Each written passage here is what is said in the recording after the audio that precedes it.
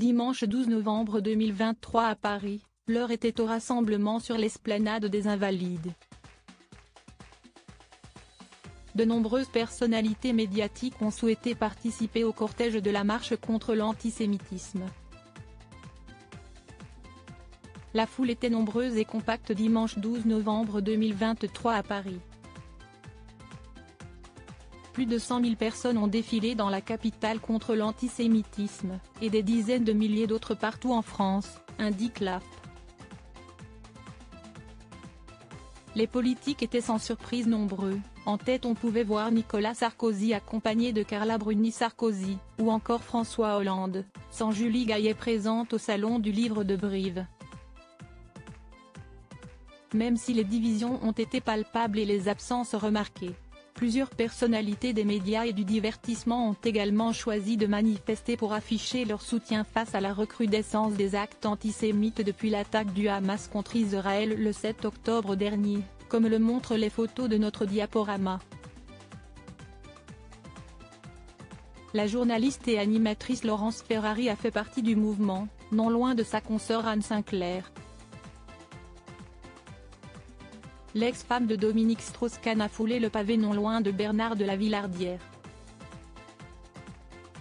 Les animatrices Karine Le Marchand et Cécile de Ménibu ont été photographiées, tout comme leur collègue Arthur, qui a rencontré la famille des otages français du Hamas, et Thierry Ardisson. Les écrivains Marek Alter et Bernard-Henri Lévy s'ajoutent à la liste des présents. Le monde du cinéma était notamment représenté par les comédiens-réalisateurs Édouard Baird, Yvan Attal, Richard Berry, Elie Semoun, Philippe Lelouch ou encore Pascal Elbé, mais aussi par le héros de l'Argo Winch Thomas Sisley, venu avec son épouse Sandra. Un mouvement qui a démarré depuis l'esplanade des Invalides, mais dans lequel on ne verra pas toutefois Nathalie Portman, annoncée un peu plus tôt par les médias comme présente. Les absents de la marche contre l'antisémitisme remarqués. Les absents ont été montrés du doigt, le leader du mouvement insoumis Jean-Luc Mélenchon ainsi que le président de la République Emmanuel Macron. Ce dernier a toutefois notifié son soutien à la marche sur Twitter, « Une France où nos concitoyens juifs ont peur n'est pas la France.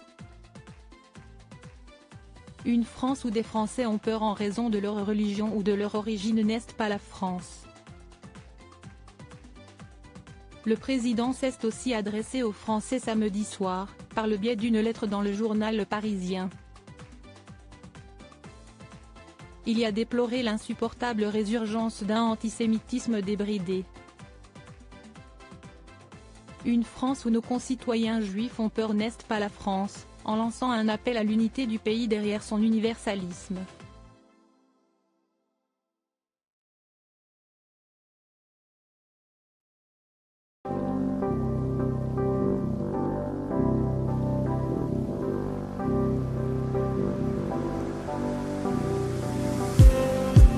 Just need